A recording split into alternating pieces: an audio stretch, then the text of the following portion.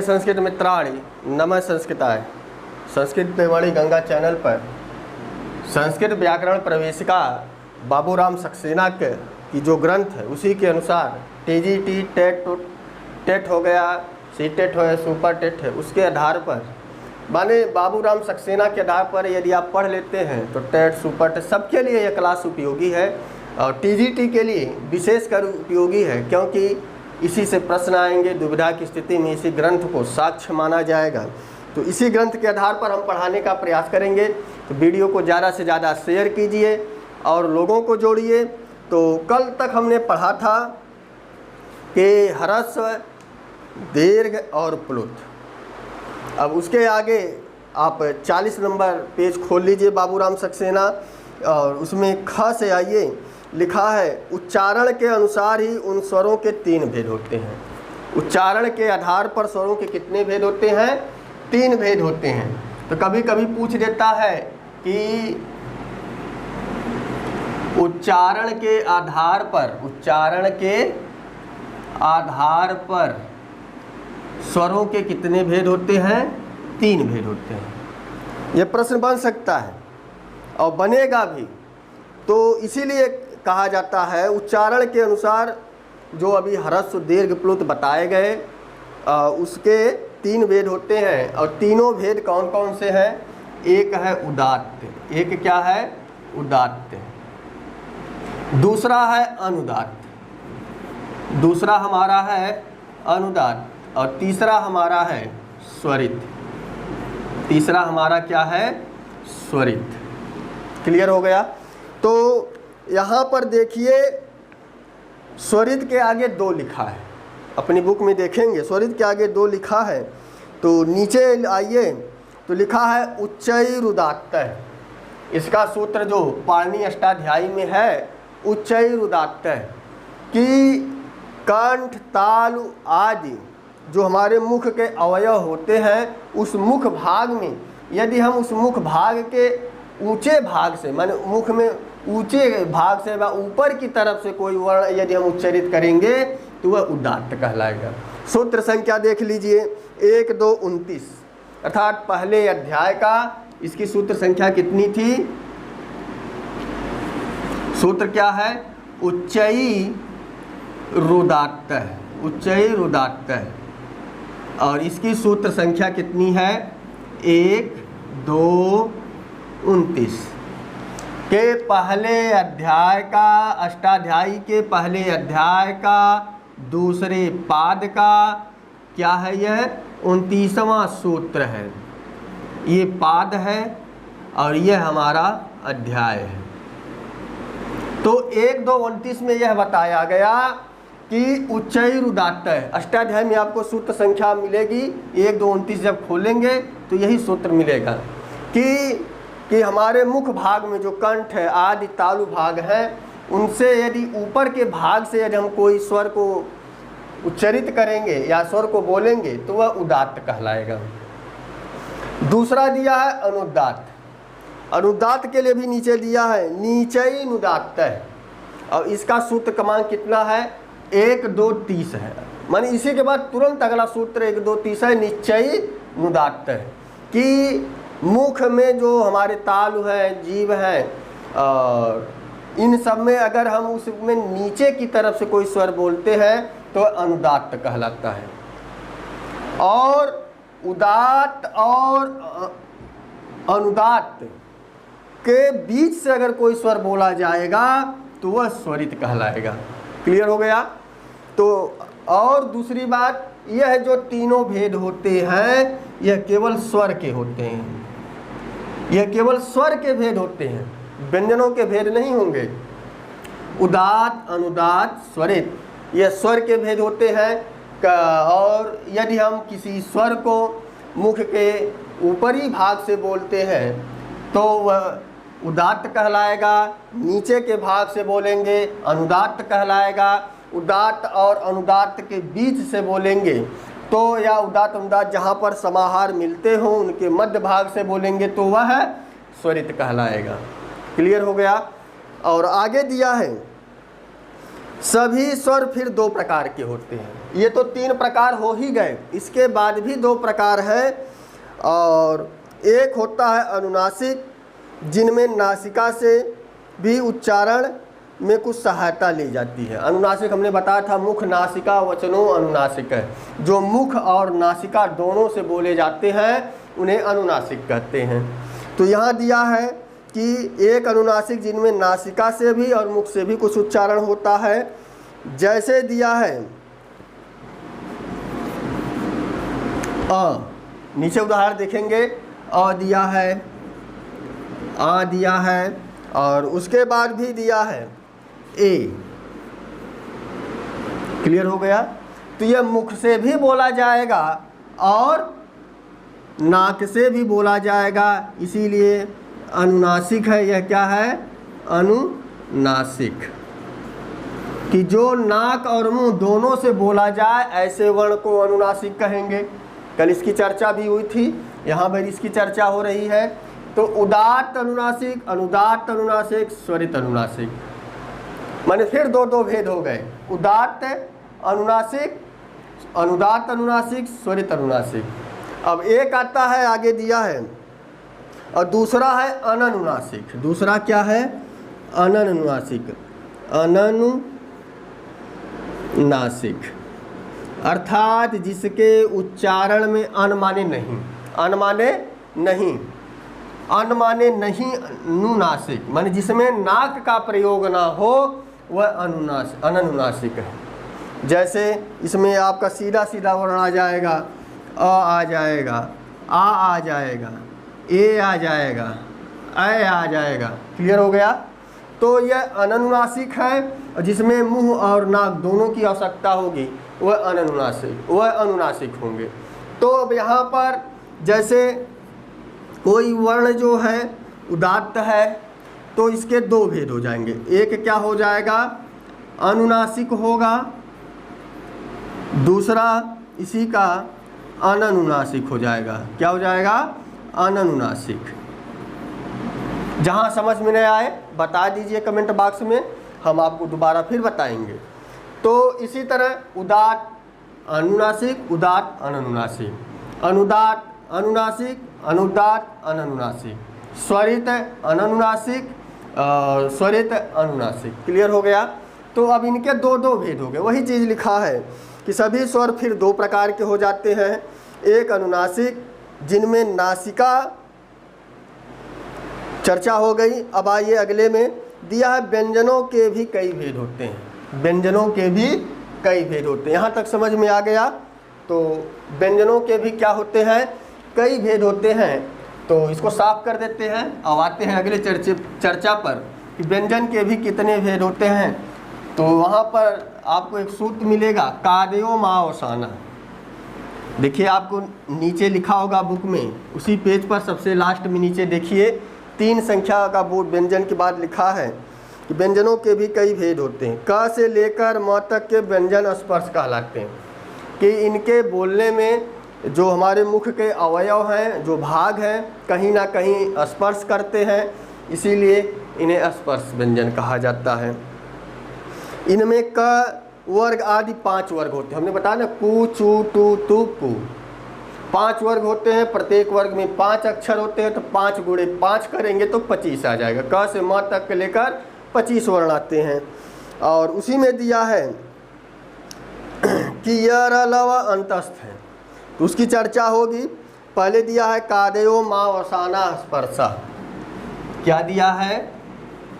कादयो मावसाना, कादयो मावसाना स्पर्शा, यही है। कादयो मावसाना स्पर्शा। कादयो माने क आदि में हो जिसके, भाई क ख ग घ हम पढ़ते हैं तो क आदि में ही तो है। और माँ अवसान तक, क आदि से लेके माँ अवसान तक वर्ण क्या है? स्पर्शा, स्पर्श वर्ण है। क आदि से लेके म अवसान तक, माने क आदि से लेके म समाप्ति तक जितने इसके बीच में वर्ण आएंगे वह क्या कहलाएंगे? स्पर्श कहलाएंगे। जैसे क हो गया, ख हो गया, ग हो गया, घ हो गया, ङ हो गया। कितने अक्षर हो गए क वर्ग में? क, ख, ग, घ, ङ, 1 2 3 4 5। इसी तरह च वर्ग में 5 होंगे, ट वर्ग में 5 होंगे, त वर्ग में 5 होंगे, प वर्ग में 5 होंगे। तो 5, 10, 15, 20, 25, अर्थात जो 25 वर्ण हैं वह क्या है? स्पर्श है। स्पर्श इसको एक प्रकार से लिख लीजिए, स्पर्श व्यंजन। क्या लिखेंगे? स्पर्श व्यंजन। क्लियर हो गया? कभी कभी पूछ देगा स्पर्श व्यंजनों की संख्या कितनी है? स्पर्श व्यंजनों की संख्या 25 है। समझ में आ गया? तो कादयो मावसाना स्पर्शा, तो कादयो माने का आदमी हो और माँ अवसान में के बीच जितने भी वर्ण आएंगे, जितने भी व्यंजन आएंगे वह स्पर्श व्यंजन कहलाएंगे। अब अगला आ जाइए, दिया है यर ल व अंतस्थ है, अर्थात स्वर और व्यंजन के बीच के हैं। यर ल व ना तो स्वर है ना तो व्यंजन है। ये बात ध्यान रखने योग्य है कि यह कैसे हो सकता है। यर ल व तक तो अभी तक हमने स्वर ही व्यंजन ही समझा था, लेकिन यह ना तो स्वर है ना तो व्यंजन है। इसकी भी हम चर्चा अभी बता देंगे, कैसे यह स्वर नहीं है, कैसे यह व्यंजन नहीं है। तो नीचे देखो कुछ सूत्र लिखा है, यरलवा अंतस्था, यरलवा अंतस्था कि जो यरलवा है अंतस्थ है, गले के नीचे से ही, यहाँ जो उठा हुआ भाग है इसके नीचे ही इसका उच्चारण हो जाता है। अंत माने अंदर, अस्था माने स्थित, जिसका उच्चारण हो जाए वह अंतस्थ होता है। य र ल व। मजे की बात है कि यह ना तो व्यंजन है और ना स्वर है, दोनों के बीच का है। भाई कोई यदि पुरुष ना हो और ना स्त्री हो, बीच का हो, तो आप क्या समझोगे? आप समझदार हो, जानते होंगे इसका अर्थ क्या होगा। जो पुरुष ना हो माने जिसमें पुरुषत्व भी ना हो, स्त्रीत्व भी ना हो, और बीच का हो, तो आप समझते होंगे हमारे समाज में है ऐसे लोग। तो इसीलिए यह भी क्या है? उसी बीच का है, ना तो यह व्यंजन है ना तो यह स्वर है, उसके बीच का है। माने दोनों गुण इसमें है, स्वर के भी गुण हैं, व्यंजन के भी गुण हैं। कारण है, आपने एक यण संधि पढ़ा होगा। यण संधि में क्या है? इक के स्थान पर यण हो जावे, इक के स्थान पर यण हो जावे। यण में यर ल हो जाता है। स्वर संधि का नियम है कि स्वर के बाद स्वर आने पर यदि स्वर में परिवर्तन होगा तभी स्वर संधि होगी। स्वर में अगर व्यंजन हो जाएगा तो जब यह स्वर संधि का प्रकरण है, तो यदि आप इसको व्यंजन मानेंगे तो यह स्वर कैसे? क्लियर हो गया? इसीलिए यर ल व स्वर भी है और यर ल व व्यंजन भी है, इसको दोनों मान सकते हैं।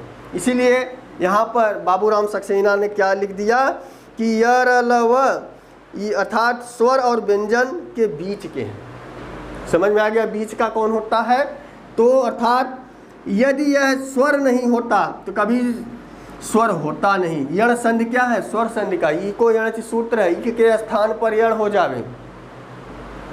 जैसे सुधी धनुपास कि इक के बाद असमान स्वर आने पर, तो स्वर के बाद स्वर आएगा तो स्वर में ही तो परिवर्तन हो रहा है।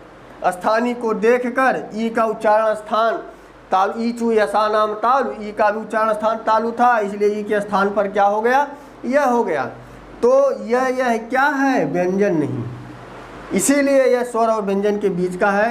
तो इसीलिए यह र ल व को स्वर भी कहा जाता है और व्यंजन भी कहा जाता है। इसीलिए यह दोनों बीच का है। आगे आ जाइए, और दिया है आगे श, श, स, ह उष्म है, अर्थात इनका उच्चारण करने के लिए भीतर से जरा अधिक जोर से श्वास लगानी पड़ती है। तीनों स बोलेंगे तो आपको उच्चारण में मुख से ज़्यादा वायु निकलेगी और वायु इतनी गर्म होगी। गर्म क्या होगी कि यह जो है घर्षण से निकलता है। यहाँ इसका दिया है शशहा उष्माण। क्या दिया है? शशहा ससहा उष्माण। कहने का तात्पर्य यही है कि इन तीनों स और ह के उच्चारण में तालव्य, मूर्धन्य, दंते, यह जो है तीनों स और ह के उच्चारण मुंह से इतना वायु घर्षण करके निकलता है कि वह गर्म होती है, इसीलिए इसे ऊष्म वर्ण कहा जाता है। क्लियर हो गया। अब आ जाइए, दिया विसर्ग को वस्तुतः एक छोटा ह ही समझना चाहिए। विसर्ग को क्या समझना चाहिए? क है, इसके सामने विसर्ग लगा दिए क, तो ह ही है, माने एक प्रकार से छोटा सा ह है, पूरा ह नहीं बोला जाता, ह क। क्लियर हो गया। ख, तो विसर्ग को छोटा ह समझना चाहिए। और यह सदा किसी स्वर के अंत में होता है। पहले हमने इसकी चर्चा की थी कल कि विसर्ग हमेशा स्वर के अंत में ही होगा। और आगे दिया है कि यह स अथवा र का एक रूपांतर मात्र है। जब आप विसर्ग संधि पढ़ेंगे स सो रो, कहीं स का र का उ, र का र रू का उ का विसर्ग, इसी तरह से होता रहेगा। स का र हो जाएगा, स र का विसर्ग हो जाएगा, कहीं र का स हो जाएगा, स।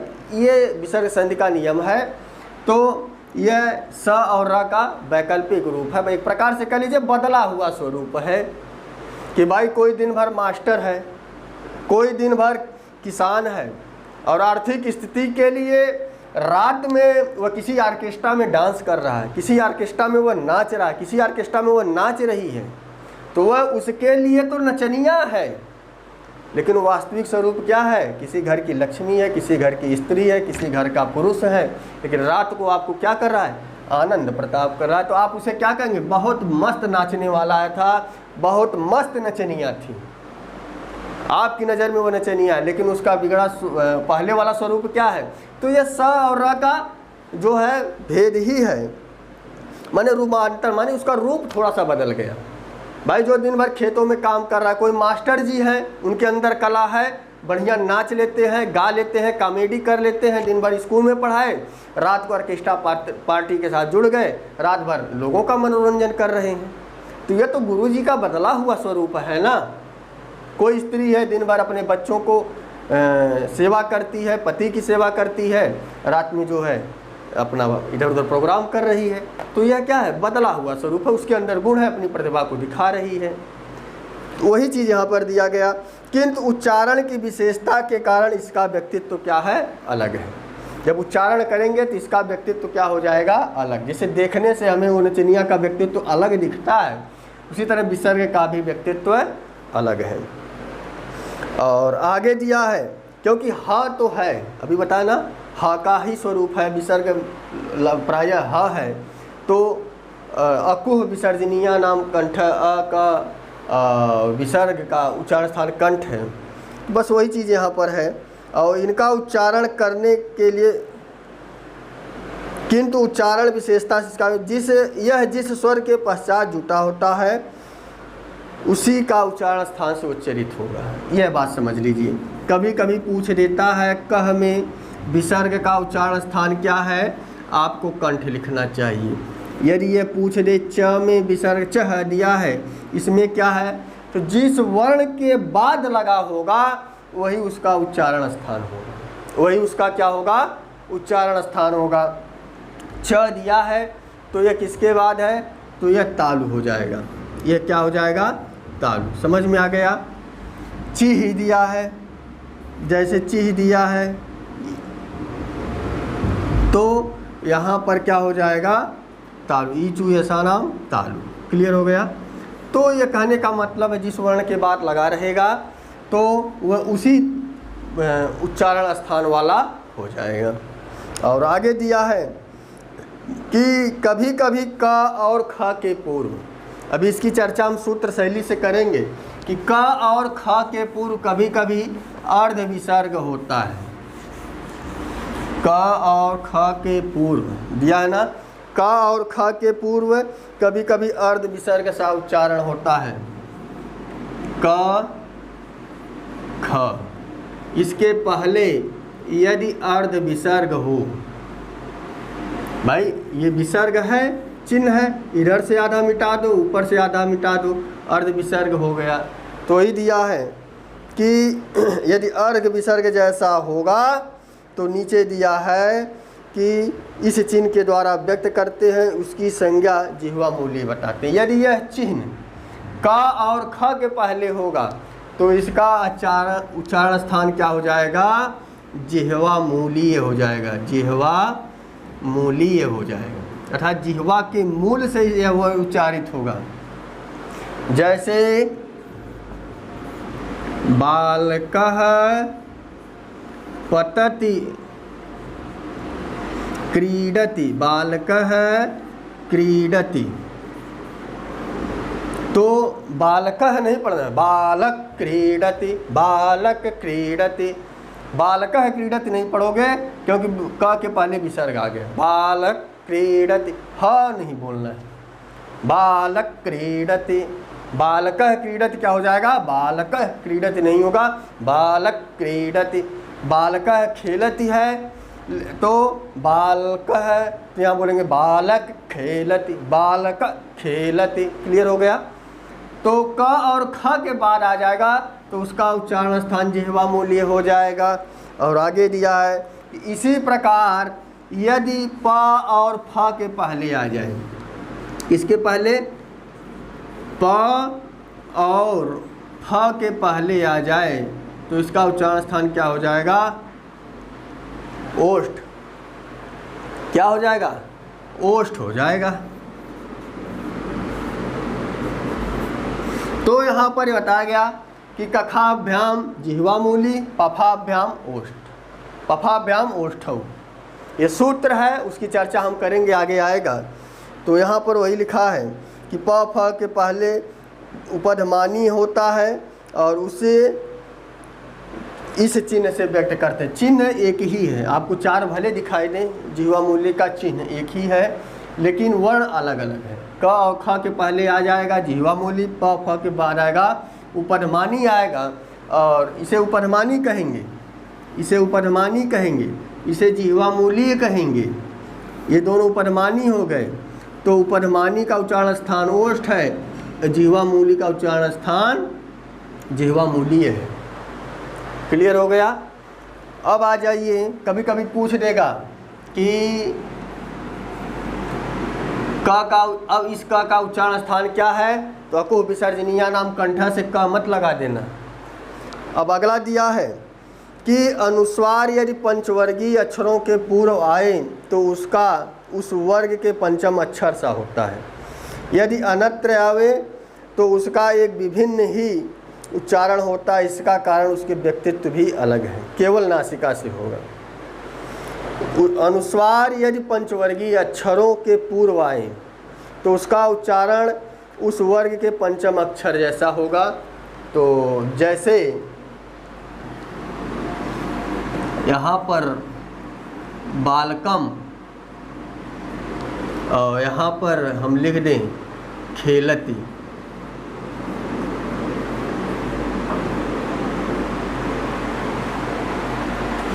बालकम खेलती, तो बालकम खेलती हो जाएगा। क्लियर हो गया? आगे का वर्ण देखकर क्या हो गया? उस पंचमाक्षर में अनुस्वार बदल जाता है। और वही चीज़ यहाँ दिया गया कि अनुस्वार यदि पंचवर्गीय अक्षरों के पूर्व आए तो उसका उच्चारण उस वर्ग के पंचम अक्षर जैसा होता है। ख का पंचमाक्षर क्या है? ङ है। तो ये क्या है? तो ख का पांचवा अक्षर ङ है, तो बालकम नहीं पढ़ोगे, क्या पढ़ोगे? बालकं खेलति, बालकं खेलति। क्लियर हो गया? यही इसका उच्चारण है। जैसे दिया है क्षमम और आगे दिया है ते, तो यहाँ पर जो म है ना, यह क्षमम नहीं पढ़ाएगा, क्षमन ते। त का पांचवा अक्षर क्या? त वर्ग का न है, तो यह अनुस्वार न में बदल जाएगा, क्षमन्ते। क्या हो जाएगा? क्षमन्ते। समझ में आ गया कि यह अनुस्वार यदि पंचवर्गीय अक्षरों के पूर्व आए, ये पांच वर्ग के अंतर्गत तो ही आते हैं, क वर्ग, च वर्ग, ट वर्ग, त वर्ग, प वर्ग, और अन्यत्र आवे तो उसका एक अलग केवल नासिका से उच्चारण होगा।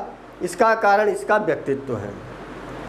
अब आगे दिया है व्यंजनों का एक भेद अल्प प्राण भी है और महाप्राण भी है। प्राण का अर्थ होता है वायु, श्वास, जो हमारी प्राण चल रही है यह श्वास ही है।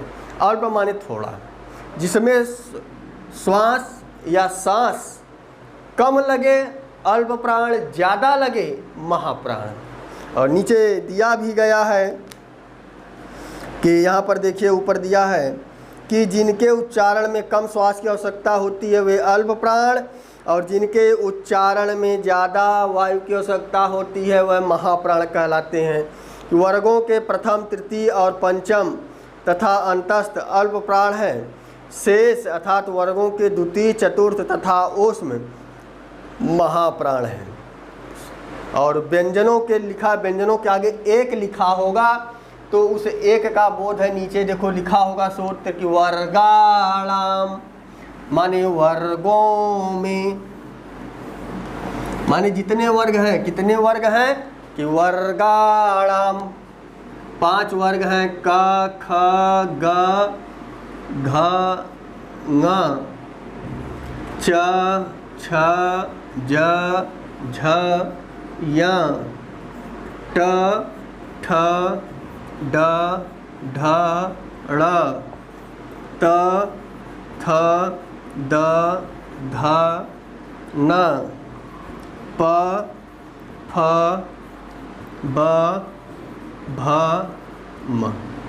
5 वर्ग हो गए, क वर्ग, च वर्ग, ट वर्ग, त वर्ग, प वर्ग। नीचे दिया है कि वर्गाणाम माने वर्गों में प्रथम, तृतीय, पंचमा, दिया ना, प्रथम, तृतीय, पंचमा, प्रथम, तृतीय और आगे दिया है पंचम। कितना हो गए?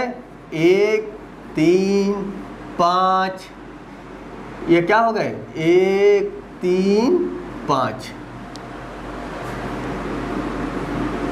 वर्गाणाम प्रथम, तृतीय, पंचमास। और उसके बाद दिया है यणश्च। यण एक प्रत्याहार है। यण ये क्या है? प्रत्याहार है। और यण के अंतर्गत क्या क्या आते हैं? है वरट के य से स्टार्ट करेंगे, लड़ के लड़ तक जाएंगे तो बनेगा य, र, ल और व।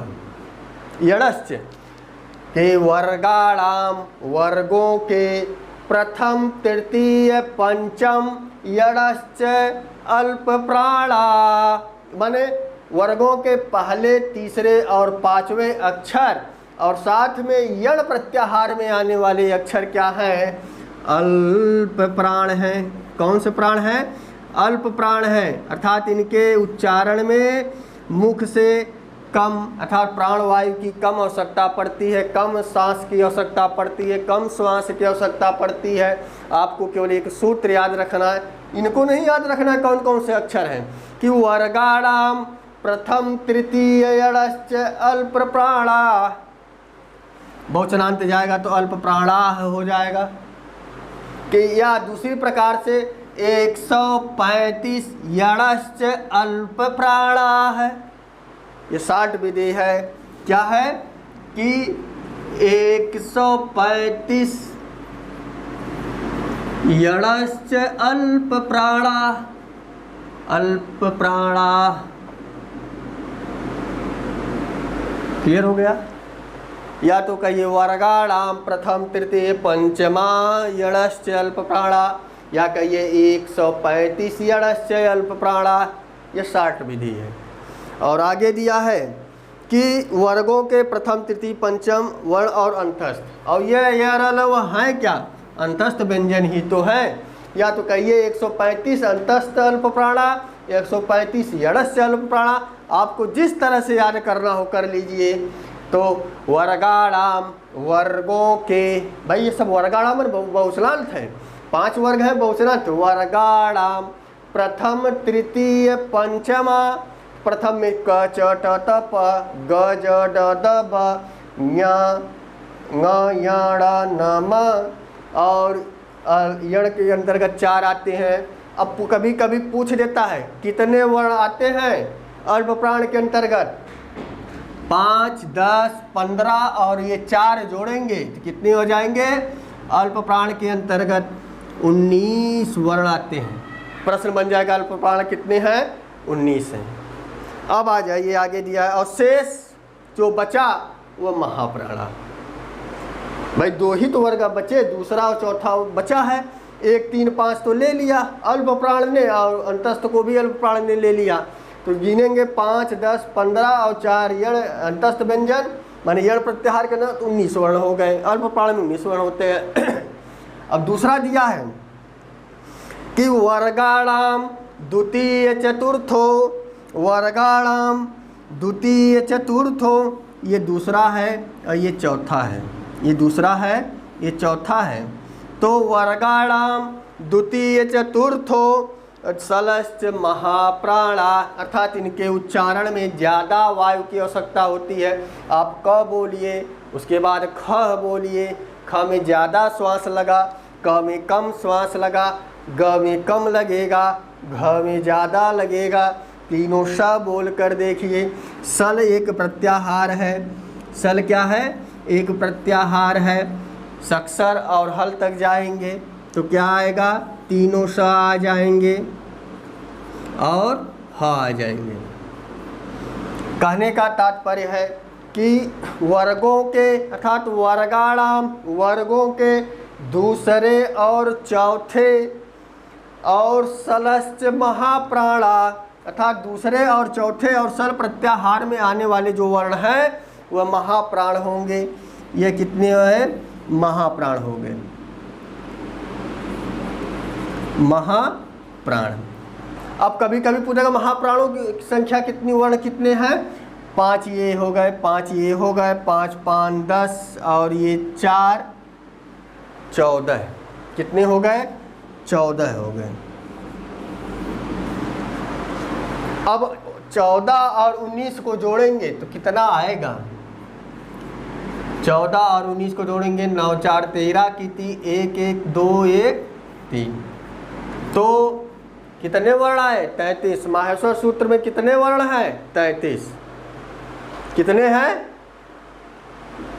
क्षमता, माहेश्वर सूत्र में कितने व्यंजन हैं? 33 व्यंजन। 33 व्यंजन हैं, 9 स्वर हैं। तो 9, 3 कितना हो जाएगा? 12 हो जाएगा। 3, 1, 4, 42 अक्षर आएंगे। हमने कहा ना वही ह को अगर आप 2 बार गिनेंगे तो बताना पड़ेगा कि हल के ह का उच्चारण स्थान क्या है और उसका उच्चारण स्थान क्या है, इसका प्रयत्न क्या है, उसका प्रयत्न क्या है। तो यहाँ पर ह एक जगह गणना हुई है और बता दीजिए अगर कहीं गणना दोबारा हुई नहीं हुई है। बस माहेश्वर पाणिनि को कुछ सूत्रों में ऊपर चाहिए था और कुछ नीचे वाले सूत्रों में चाहिए था, इसीलिए लिख दिया गया। तो यहाँ पर हमने आज अल्प प्राण को जाना, महाप्राण को जाना। तो कभी कभी इस प्रकार से बन जाएंगे अल्प प्राण वर्ण कितने हैं? 19। महाप्राण कितने हैं? 14। तो इनको जब जोड़ेंगे 19, 14, 33 हो गए था। 33 व्यंजन होते हैं, 9 स्वर जोड़ देंगे तो 42 अक्षर हो जाएंगे। पूरे माहेश्वर सूत्र में 42 वर्ण हैं। समझ में आ गया। और आज हमने बहुत सारी चीज़ों की चर्चा की। स्पर्श व्यंजनों को जाना। स्पर्श व्यंजन 25 होते हैं और यर अलावा को अंतस्थ कहते हैं और स ख श ह को ऊष्म कहते हैं। तो इसको याद करना हो तो क्या हो जाएगा?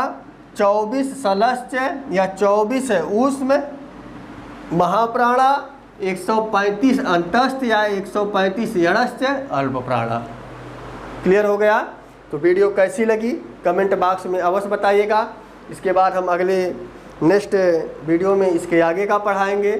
तो लोगों को ज़्यादा से ज़्यादा जोड़िए। तो बस आज के लिए इतना ही। नमः संस्कृताय, शुभ संध्या, शुभ रात्रि।